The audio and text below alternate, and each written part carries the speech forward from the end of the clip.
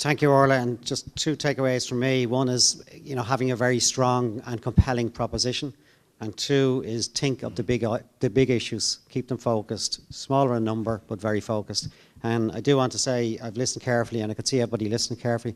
Orla is probably one of the most effective Secretaries General and public servants that I've ever worked with. So she knows how to get things done. So thanks again, Orla. Okay, we're going to go in straight away, actually, this time to question and answers again, because I do want us to get as many as we can in. So again, I'll take three tables always at a time. At least three, anyway, depending on the questions. And I know, just in advance, I know table 9, 12, and 8. 9, 12, and 8, we go with first, please. And sorry, can I just say to panel members before we're going with the roaming mic, you will have an opportunity here if you hadn't got a chance to get to something you want to say or re-emphasise or stress again. So we've good time here. Thank you very much for your support. My question is to Brian Galvin. What are the primary sources of data that you rely on in your research on drugs use? And how do you ensure the quality and the reliability of these data sources? And the second part, are there any limitations or challenges in collecting data? And how do you address these issues to ensure the accuracy of your findings? Thank you. Okay, and we'll come to that in just 1 second, but that's clearly for Brian. Okay. Hello, my question is based on Miguel's question earlier on, but it's a question for everyone on the panel. What are your opinions of using information technology, machine learning, and artificial intelligence on our current system research and practice to help us identify the issues and making decisions on policies, also run the prediction of potential effectiveness of intervention programs, funding allocation, and risk analysis, etc., etc. And what would be the challenges and the opportunities? Thank you. Thank you, Zin. You never fail the opportunity to pack in a good question. And table 12, and another question, table 12. Actually, can we take table 8 first, because I did commit to table 8 first. And we will come back. It's not just one per table, so don't worry. Hi. My question is for Jim Walsh. Regarding the 238 millions, who decides how the budget is directed in each department? And what is the 0.5 percentage budget, which I believe is approximately 1.1 million in education? And can you expand that? And also for the justice, which is 12.6 percentage. Well, what is all about? What is the work in the justice? Thank you. I think I'll go to these three questions first. So the first question was specifically for Brian, and was around the primary source of data. How do you ensure quality and reliability, and what limitations, etc., does it pose? So Brian, I suppose, really. Yeah, thanks very much for that. I suppose to say at the start, I think I got to ask my presentation. We have really good data on drugs. I was talking to a colleague of Han Ivers a couple of months ago, and he came back from the UK and was amazed at the quality of our data. He said hip replacement, we've nothing similar. So I just thought it was an interesting anecdote. It's because we are part of a network of countries that's coordinated by the DC Commission, and for years they've identified a number of key indicators, to call them. So they prescribe exactly how to collect the data, how to analyse it, and how to report it. Now, each country has their own autonomy, and they're able to add or change and so on. But they are different types of systems. We do a population survey, which is, of course, totally different to our surveillance systems, which are people coming into treatment our coverage of treatment is extremely high. There's still room to improve, and there's always, I think a good data set, I think coverage is the key thing, and it's very good, but there's still room for improvement there. A lot of that is is personal contact. You go to treatment centres, you talk to them, explain to them how important data is. It's not just about collecting data to put in a data set and send it back to Europe. And the Europeans don't think like that either. What they want is every country to have a good system, a good drug system. So I won't go into the all the checks and quality things and all that, but there are very high standards, and we're held to them by DMCDDA. So yeah, Grant, I'll chat to you later about the details if you like. Yeah. Thank you, Brian. No, thank you. Very clear. I'm just going to pose the second question around the use of IT and AI in relation to policy research, effectiveness, etc. And just kind of pose this to maybe Peter and Orla, if that's okay, just for some comments, because I want to get as many panels and questions as we can. Thanks for that question. In relation to artificial intelligence, I'm not aware of it having any impact on drug treatment services yet, but certainly in relation to, and I think we've already, Brian and I certainly mentioned it, was the basic stuff, unique patient identifier. And what that should do is, if several different services have access to that, to a shared IT system, that it will make a practical difference to a service user who's crossing over different services. So there'll be sharing of information there, and that person hopefully will get more consistent care. There's a lot of research been done on the possibilities for digital health. I'm involved in some of that research at the moment. Again, there's phone apps, there's various packages we can use to carry personal information around, so people don't have to repeat their story over and over again, particularly if it's a traumatic story. You can just upload it to a system. So I think there's massive potential to develop it. We spoke about population resource population resource allocation. You're going to have much bigger spread of populations in rural areas, and there's huge potential for IT and digital health to make an impact there. So I hope that answers your question. Thanks, Peter. Orla, do you want to make any comment? Sorry, you have to. Just a quick comment. One of the areas I was involved in, and actually we published, was the AI strategy, and we called it AI for Good, which was to really cover off that it will become increasingly more important, and we see it as a tool for good, for potential. So I think there are areas that could be mined. Definitely agree on the user ID. God bless us, we're trying to do that for years. The mind boggles as to why we don't have the patient ID in situ. It's kind of funny though, I find people are prepared to give all of their data away to websites in China to buy things and all sorts of information, but they're very suspicious of the state. So the state has to be absolutely 100% in terms of confidentiality and protection and minding it. But if we can deliver that, there's just such major potential for all sorts of public service delivery. I also was responsible for the National Digital Strategy, because again, it's a bit like drugs. Who speaks for digital in Ireland? And it was a huge gap. So when we built the digital strategy, there's 4 aspects to it. One is public services, one is enterprise, one is cyber security, which underpins all of this, and then physical infrastructure. So I would put huge emphasis on digital, and particularly I think when you look at your different cohorts, some people are more digital literate than others. So again, you might just give opportunities to do things slightly differently, but get people engaged. So very much in favour, Paul. Thanks. Very good. Very good answer and thorough answers. Thanks to both of you. Jim, the whole issue of spend allocations of the 238 million, how is it distributed, how is it decided, and particularly a question around justice, what would that be for? Sorry? And education as well, thank you. Details on the justice and education, I'll refer you to the document where that's spelled out. I don't have that detail myself. I think justice is to do with the National Drug and Organised Crime Bureau. The staff that in education might be to do with SPHE. So I suppose the key thing is different. Each department identifies its own priorities and allocates its resources.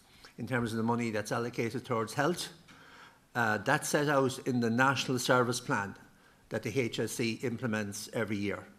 So that's a detailed document agreed between the Department of Health and the HSE, which sets out what is the quantum of services that will be delivered in that year.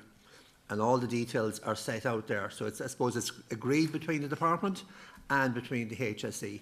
And then if you get additional resources, what they are going to be used for. But the National Service Plan is kind of the mandate where service delivery is operationalised in the health system. Joe, sorry to just call in here, but can you maybe drop it down a level again? When you get allocated funding for the Western Drug and Alcohol Task Force, how do you allocate that out to projects or initiatives? Well, we wouldn't get a huge amount of money. I think usually the main source of funding that we would get for... Now, our task force is very small. We have about 3 or 4 full-time staff. But we do a lot of work with the HSE and with other organisations in the West, and that's just the way things get done. But what tends to happen, and Jim might refer to as well, they may be, say, a fund available of about 2 million that can be divided up across the regions between the different task forces, and the task forces would be in contact with the DPU about what kind of projects they'd like to see developed. That's what I meant earlier on about trying out pilot schemes, and stuff like that. We don't get any money that's provided for treatment facilities or anything like that. They would go directly to the treatment facilities, but we support things like community detox initiatives, which are run-of-the-mill in Dublin, but they're still a new concept in large parts of the West. Can you get these set up? We work with Galway Simon, for example, there in these kind of things. So funding is always an issue, but I think the big funding issue in our experience is the problem with the Section 39s and the fact that there are so many, because as I say, this issue about trying to hold on to staff and to trying to develop the service particularly. I mean, that's the key thing for me. It's great to have a good service in place now, but it's more important that the same service is there in 4 or 5 years' time, and it's meeting the emerging needs that are coming out now as well. So, as I say, I don't mind where the money comes from, and it doesn't have to come through the task forces. There's a big discussion to be had at some point about what the role of the task forces should be in the scenario about how services are delivered. But I don't mind who spends the money so long as it's there, being honest, and as Orla says, it's been spent in a way that delivers the right impact. Thanks. No, Joe, I just want to give a deeper insight into table 3, Evelyn, and then table 5, and then table 6. We'll take those 3 now. Thank you. So Peter was saying that at his final slide, the recommendation that we bring them in all under the one umbrella, and Orla said, based on her experience using a task force or whatever that's there, what does the panel recommend that is that task force? Is it the HSE that holds the umbrella, or is it the Drug and Alcohol Task Force? Where are we actually going to go with that? Thank you. And I'll come back to that in just 1 second now. So.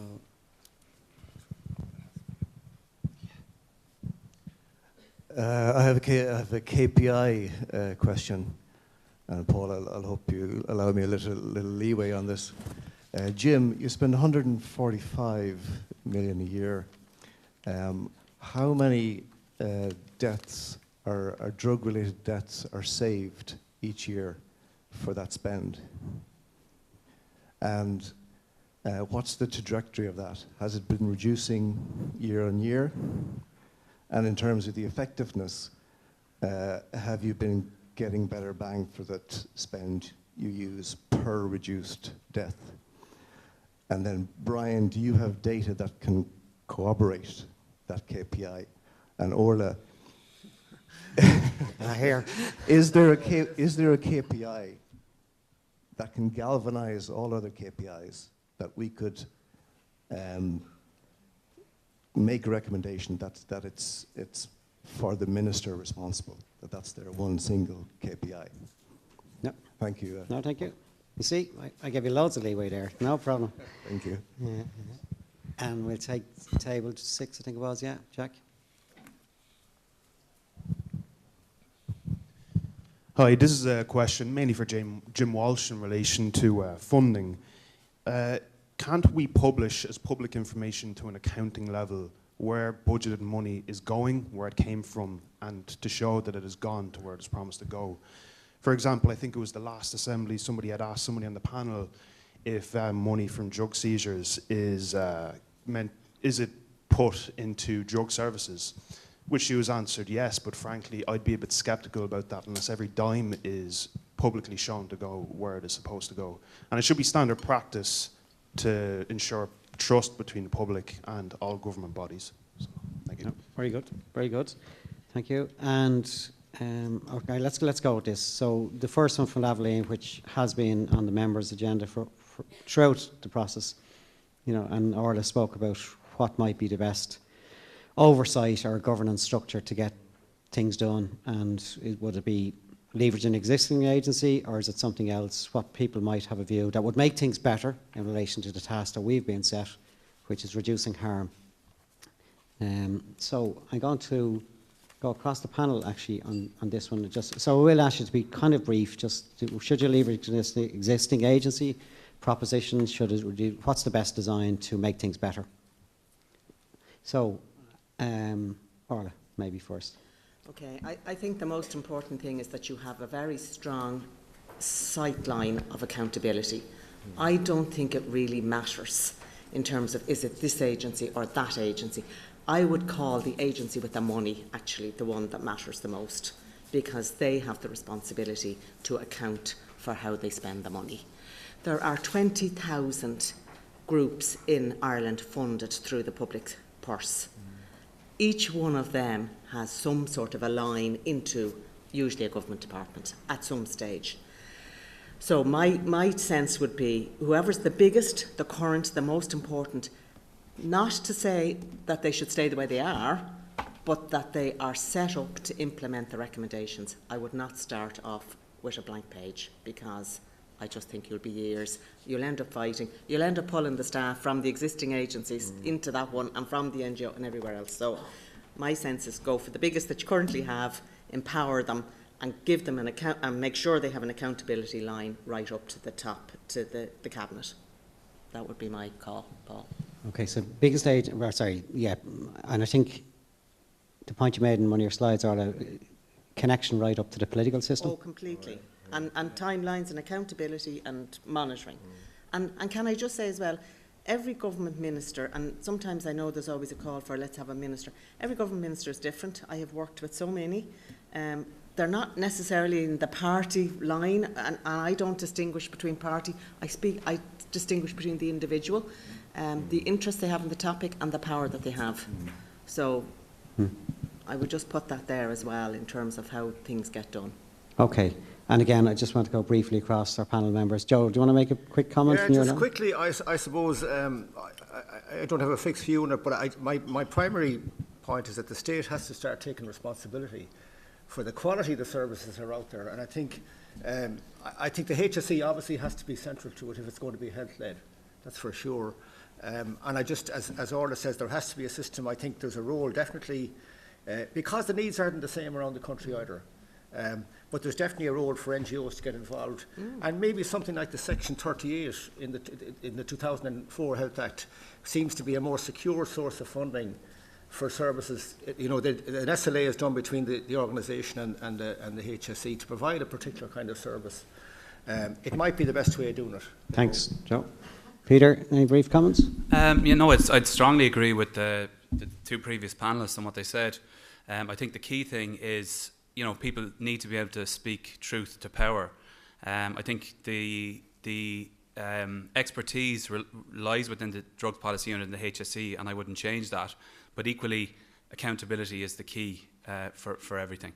And again, like I look at policies, you know, we look at, I think the current drug strategy has lots of strengths, but I think maybe having quantifiable, specific, measurable objectives is not one of those strengths.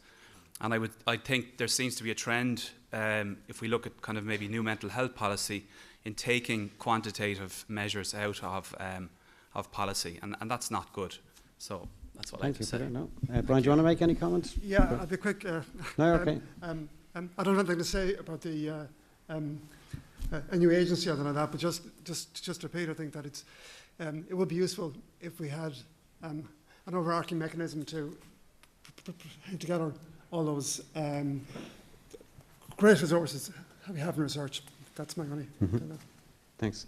Jim, do you want to make any comment? Yeah, so I've in my presentation set out 3 slides on the governance of the strategy, how that's being delivered at the moment. I have to say it's an extremely sophisticated, complex structure. I would start with that. If you feel something needs to be changed, what needs to be changed from that? That's a structure that's been developed and refined over 25 years. Even in the last, since we did the midterm review, we've made significant changes to those structures to bring more independent leadership into the National Oversight Committee and to strengthen the focus on policy implementation. So do we need to do more of that? So look at what's there and see where do you think we need to build on. Because it's not a blank sheet, there is a very sophisticated level of material there. Just on the leadership... Jim, can I just ask you, sorry, are you happy that there's a very strong connection to the political system of that structure? So I suppose just like Orla said, it depends maybe who's your Minister of State. And that can change and depending on the individual themselves. We are in a very unique situation at the moment where the Minister of State for the National Drug Strategy is also the Chief Whip and is also attends Cabinet. And that's, to me, a really powerful model. Be a model would be great to keep on because you're covering a lot of, someone from the Department of Taoiseach, someone in the Department of Health, bringing all the bits together. So let's see how that pans out. I think that has elevated the position that we haven't seen before. Okay, thanks, Jim. Okay, can I just go to the question which was around the spend, 145 million related to drug-related spend directly, and it's policy around KPIs, effectiveness, and equally there was, is there one overall effectiveness measure that we should be thinking about to measure the total spend? So again, yeah, Jim first, please. So I think I make a key distinction here between outputs and outcomes. Okay, so KPIs are outputs. Okay, so we're measuring the quantum of people in treatment, and we've seen very good numbers increasing in treatment. In the last year, we've gone up from over 10,000 to 12,000, an increase around 12%. You have other measures, the length of time people wait, the number of people availing of services. So these are the building blocks. These are the things we can measure. The next stage then is what's the impact of all those measures in terms of our key outcomes? And I think you're right. Drug-related deaths to me is the top outcome measure. But you can't just simply say do X and Y in terms of making that as how you actually influence that. So what I think is we need to have outputs that contribute to that reducing the number of drug-related deaths. And we know more people in treatment, more availability of naloxone, more interventions, less people who are homeless, because that's a huge risk factor. If we build all those into the system, we will reduce drug deaths. But we need to build it from the outputs into the outcomes. Because I didn't do justice to that bit, which was specifically related to drug-related deaths, and the question was, are drug-related deaths reducing? And the answer is no, they're increasing. Isn't that right, Jim? Yeah, so, I mean, and I suppose this is another element of it, is the drug situation is evolving. It's a very dramatic situation. New drugs are coming on board. We see the rise of cocaine. We see the rise of polydrug use. So we're not dealing with a static issue here, a static problem. It's evolving all the time. We have seen more people affected by homelessness. That's contributing to drug deaths. We have a separate measure of drug deaths among homelessness. So we need to, the problem is not, like you look at that stream issue earlier on, okay? The people coming down the stream and we're trying to rescue people. Let's try to intervene earlier so we don't be trying, which is I have to say, is a shocking figure, that we have over 400 people who are dying in their 40s, having lived half a life. We need to do that, but we need to intervene further up the stream to stop that. Okay, and just briefly on the second part of the question, Again, What the criminal I assets? might I might just come and we'll come back to that. Might just come back to Brian and Orla on this one. You know, from your experience, is there one big measure you can look at, you know, to help us or help see the impact of what might emerge from this assembly? I think, Paul, what you, and colleagues, what you're trying to achieve here is get this item so high up on the agenda. So therefore, you have to be able to make sure it matters, and it matters more than just a health issue. It's not a health issue, and I'm quite sure all of you went through this. There's a justice aspect, there's a housing aspect. It's a bit like climate. Every government department will have an issue. On the enterprise side, if I'm looking for, which we now have, huge vacancies on employment, I'm looking at where's the labour force coming from, and can we, social protection are looking at, can we get people off the live register? So this is a cohort of people that matters across a whole range of policy areas. And so from that perspective, I would be reluctant to go for one indicator. I think what you mentioned, the deaths, obviously that's a really key indicator. But in order for people to be accountable and to have that really strong collaborative cross-government approach, which is what this needs, they have to have their KPIs as well. And I would think about it from that perspective. The other thing I would say to you as well is when you mentioned there about, you know, our debts increasing, the population has increased enormously. When I started on the action plan for jobs, we had 1.8 million in the labour force. We now have 2.6 million. So like there's been extraordinary growth in the population as well. And some of those cohorts obviously are more at risk than others. So the one indicator is great and I like it. And it is, as you say, the deaths one, but in order to make sure that really strong collaboration and government ministers, secretaries general, government departments, agencies are all working on a broad agenda, there should be a few. Thanks, Orla. And Brian, just from a European perspective, is there any kind of, I don't like the idea of one indicator anyway. I take Orla's point.